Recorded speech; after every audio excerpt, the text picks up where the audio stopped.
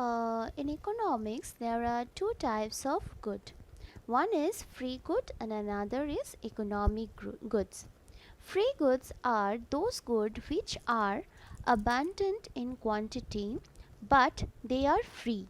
You don't have to pay anything for free goods like air, water. Okay, all these are free good. On the other hand, economic good are those goods which are scarce in quantity. That means they are limited in quantity and a price is attached to them so that whoever can give the price are eligible for the product. Okay, so those type of commodity are called economic good. Now, mm,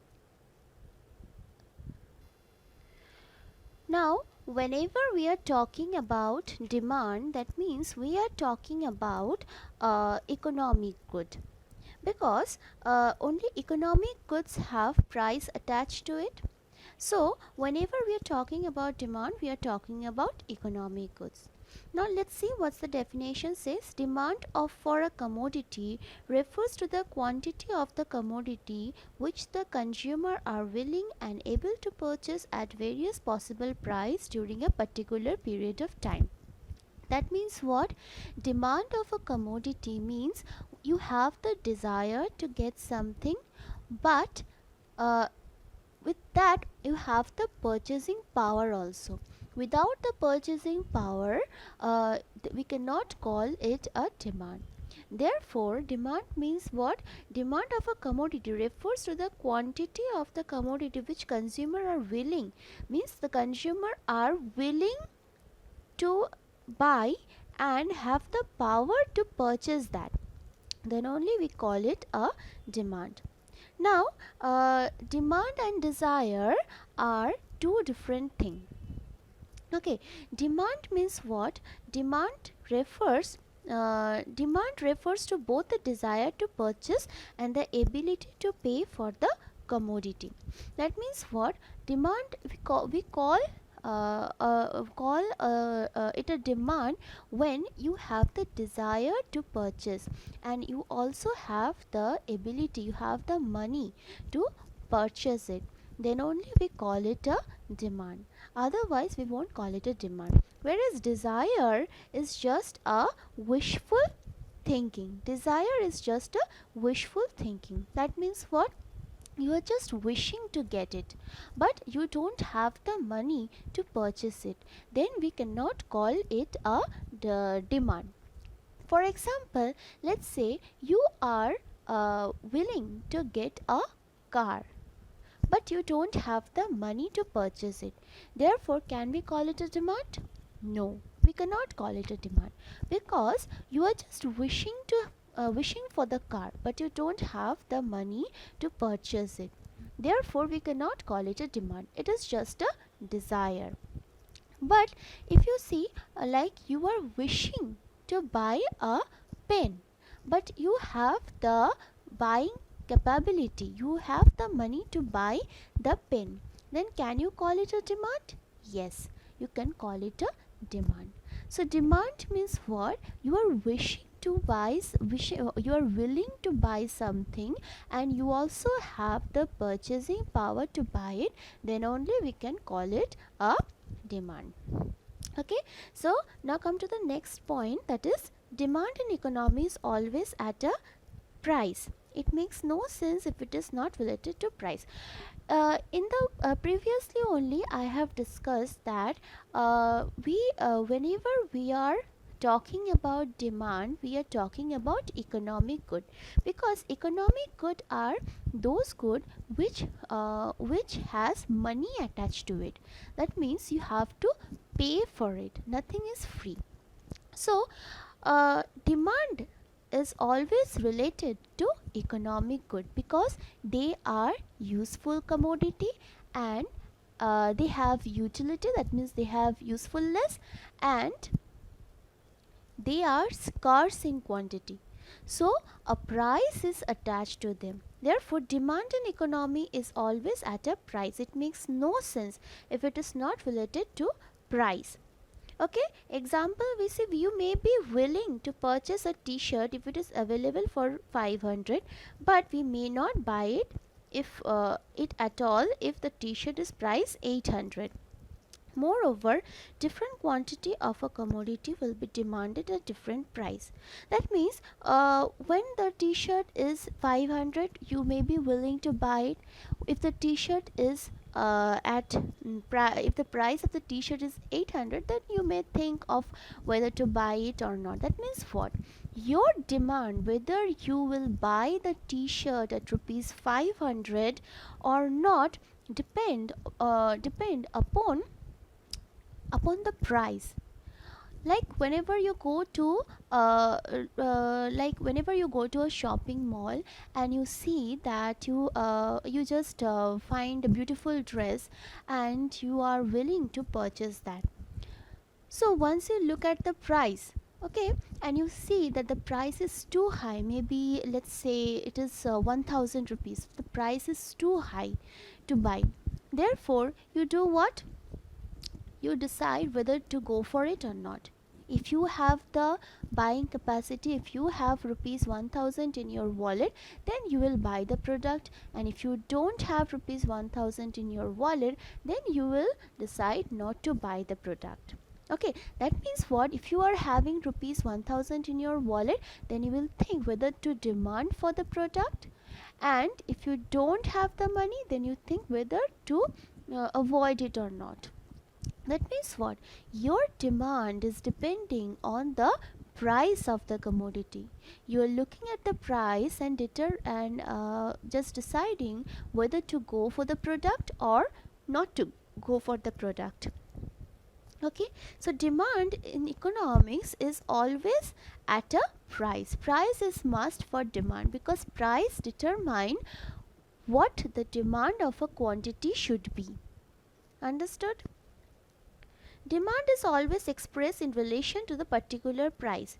For a given price, demand tells us a specific quantity that consumer are willing to purchase at that price. Okay, demand only tell us the quantity that consumer are willing to purchase at that price. The third point says demand is always expressed with reference to a particular time period. That means what? Demand is always expressed with reference to a time. A commodity which may be in demand now may not be in demand a year later. For example, let's say fashion changes every year. So a t-shirt which is in fashion this year may not be in fashion the next year. So the demand of that t-shirt may not be there in the next year. Okay, which is very highly demanded now, but the demand may not stay next year, because next year some new fashion will come. So the demand must be expressed in a specific time frame. Next is type of demand. Now there are various type of demand. First one is individual demand and market demand. What is individual demand? Individual demand refers to the quantity of the commodity that the individual consumer is willing to purchase at a various price during a given period of time. From the name itself, you can say individual demand. From the name itself, you can see that it is talking about the demand of an individual person. Okay, the demand of a single person. Individual demand refers to the quantity of the commodity that the individual consumer, only one consumer. Okay, what an individual consumer, that is only one consumer. For example, let's say you, how much quantity you want to buy, that is individual demand. It is concerned with only your demand, how much quantity you are willing to buy. Okay, that is called individual demand, and that too in a given period of time. Next is market demand. Market demand refers to the total quantity of the commodity that all the household are willing to buy at various price during a given period of time. That means what? Market demand means what? uh, Individual demand, it is related to only one only a single consumer, what a single consumer is willing to buy. But market demand means what? When it is concerned with the demand of all the all the individuals, all the individuals means collective demand. Okay, that means your demand, your friends demand, your relatives demand, when all their demands of them are combined together, we get market demand. That means market demand refers to the total quantity of the commodity of all the household. That means all the member of the household are considered here. So all the members of the household, their demand, how much quantity they are willing to purchase at a given period of time, that is called market demand. Okay, next come ex ante and ex post demand. Ex ante and ex post demand. Ex ante demand refers to the amount of good that consumer want to or willing to buy during a particular period of time. That means willing to buy. Okay, he has not bought it yet, but he has planned to buy it. So ex ante means what? Willingness to buy. That means it's a planned activity, not the actual activity. Okay, it's a planned or desired amount of demand. So ex ante means what? It's a is a demand which the consumer has planned to buy, is willing to buy, and therefore has planned to buy. That is called ex ante demand. Whereas ex post demand means what? On the other hand, ex post demand refers to the amount of good that the consumer actually purchased during a specific period of time. Actually purchase, that means he is actually purchasing.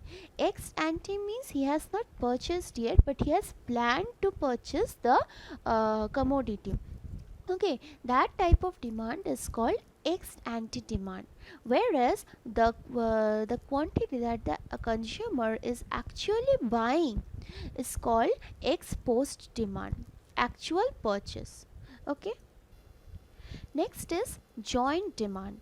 Joint demand refers to the demand for two or more goods which are used jointly or demanded together. That means what? Joint demand are those goods. For example, let's talk it in this way, like for example, uh, pen and refill. A pen does not have any value without a refill in it. Therefore, whenever the demand of pen will increase, the demand of refill will also increase. That means what? That means the demand of refill is dependent upon the demand of pen. Whereas let's talk about other example, like mobile and SIM card. A SIM card has no value without a mobile phone. Therefore, the demand for SIM card will increase with the increase in demand of mobile phone. Okay, these type of demand are joint demand. When things are used jointly, then we call it a joint demand. Joint demand refers to the demand for two or more goods which are used jointly or demanded together. Okay, next is derived demand. The demand for commodity that arises because of demand for some other commodity is called derived demand. That means what?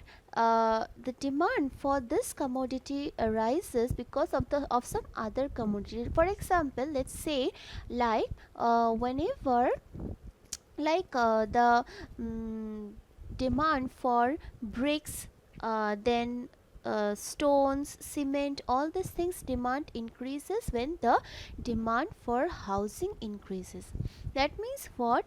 It's a derived demand. The demand for bricks is derived from where? It is derived from the construction work, from the flats, from the demand of flats.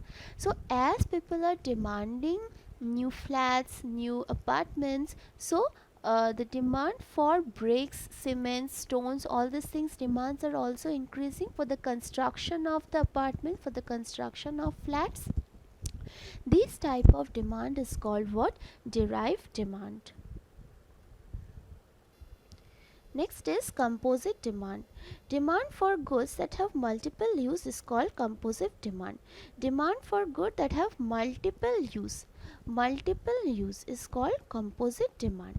That means what? One commodity have multiple use. For example, like milk. Milk is used for so many purposes. Like milk is used for to make sweets, milk is used to make curd, and various other items milk is used. Therefore for it is used for making tea, for making coffee, for making milkshake, for we may use milk in cooking also. Therefore it's a demand for milk is composite demand, because the demand for this type of good has multiple use. That means more than one use. This type of demand is called composite demand. The next topic is determinant of demand and factor affecting demand. Now we are going to study what are the factors that affect the demand. What are the factors that cause increase or decrease in demand? First one is price of the commodity. Okay, now you see, I have told you previously that whenever we are talking about demand, we are talking about economic good. That means price is attached to them, and price determine what the demand of the quantity would be. How? Let's say, let me just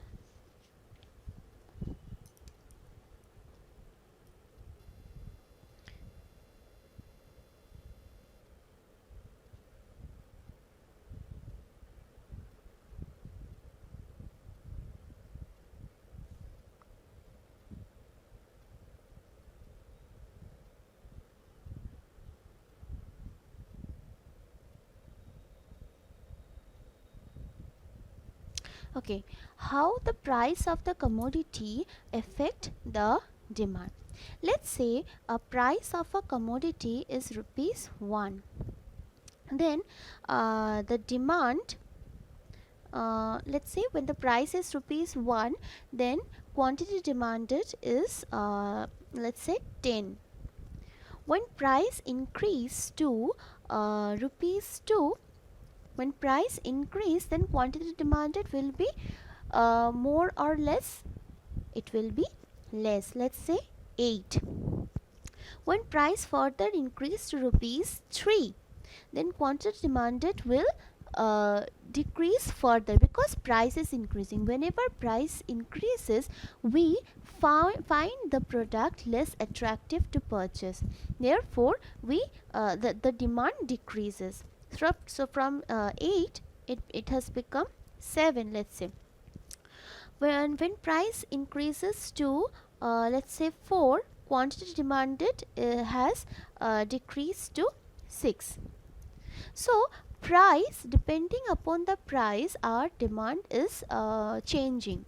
When you see that the price is very less, that is rupees 1, price is very less, quantity demanded is very high, that is 10. When price has increased a bit, that is this has increased from rupees 1 to rupees 2, we have decreased our quantity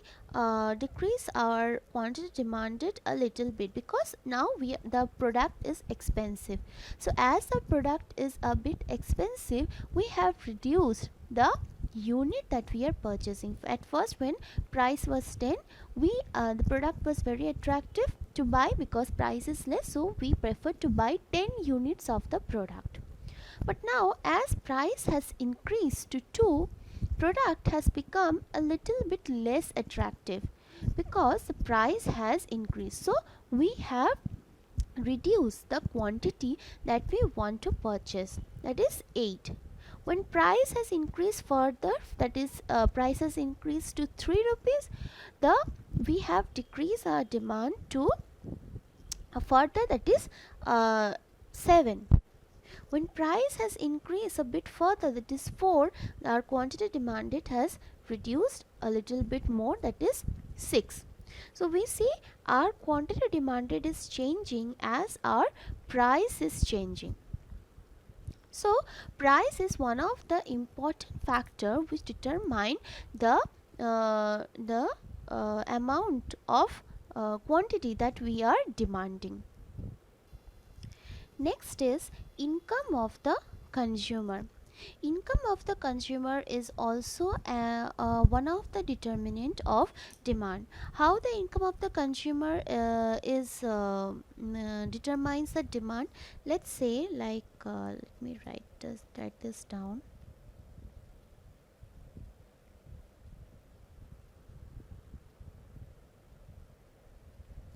Let's say your income is rupees 1000 this year. So obviously when your income is less, your quantity demanded will also be less. For example, when your income is 1000, your quantity demanded is, let's say you demand 20 unit of certain product. Now your income has increased to 1500 rupees. So as your income has increased to 1500 rupees, you are getting 500 more than the previous year. Therefore your demand for the commodity will also increase. Previously, let's say when your income was rupees 1000, you are demanding 20 pen. Okay, you are demanding 20 pence. Now your not next is income of the consumer. Income of the consumer, that means what? Income demand depend upon the income. Demand is dependent upon income. For example, this year your income is rupees 1000. Therefore you are willing to purchase let's say only one dress. You are willing to purchase only one dress. Now your income has increased from 1000 to 1500. That means your income has increased 500 rupees, you are getting extra. Therefore now you may be willing to purchase a bit more, that is you may be willing to purchase 2 dress. If your income increase further, let's say your income has become rupees 2000, then you may be willing to purchase a bit more, that is you may be willing to purchase 3 dress. Okay, so as income continuously increases, the demand also increases. So demand is dependent upon the income. When your income decrease, then your demand will automatically decrease. Okay, if you are, for example if you are earning rupees 2000 today and your income gets decreased rupees 1000, then obviously your demand will also decrease. So demand is dependent upon the income of the consumer. When income of the consumer is increasing, therefore demand is also increasing. When income decreases, demand will also decrease. Now you see, income of the consumer, that means whenever your income is increasing, your demand is also increasing. That is for the case of normal good. Normal good are those good Normal good are those good whose demand increases with increase in income of the consumer. That means the good that we are talking about now is normal good. That is, when your income is increasing, the demand for dress is also increasing. So that type of good is normal good, and the demand for which increases with the increase in income. Next come inferior good. Inferior good are those good the demand for which falls with the increase in income of the consumer, and increases with the fall in income. That means what? For inferior good, that means low quality good.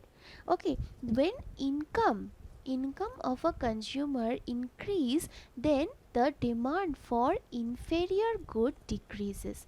For example, let's say your income is rupees for example, let's say your income is rupees 20,000 now. With this rupees 20,000, you you feel that mm, you are buying a less not less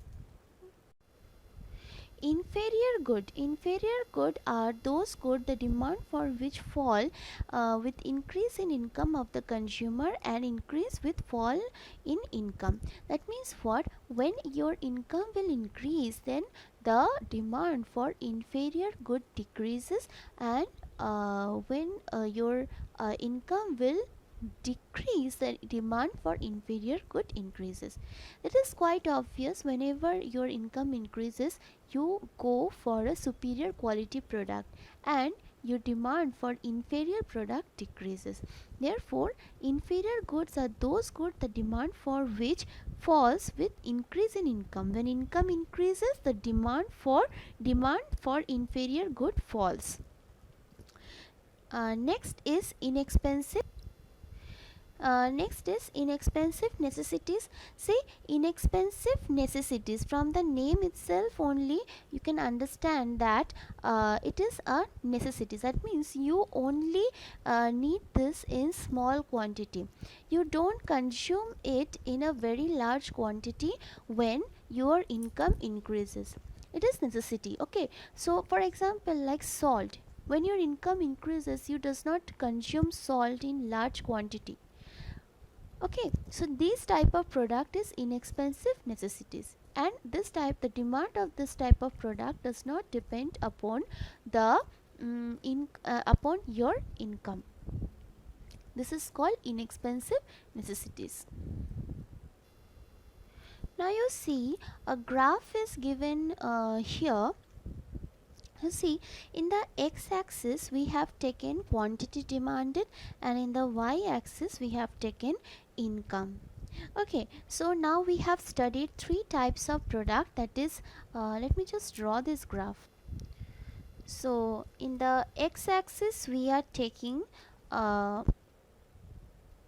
income, and in the y-axis we are taking demanded.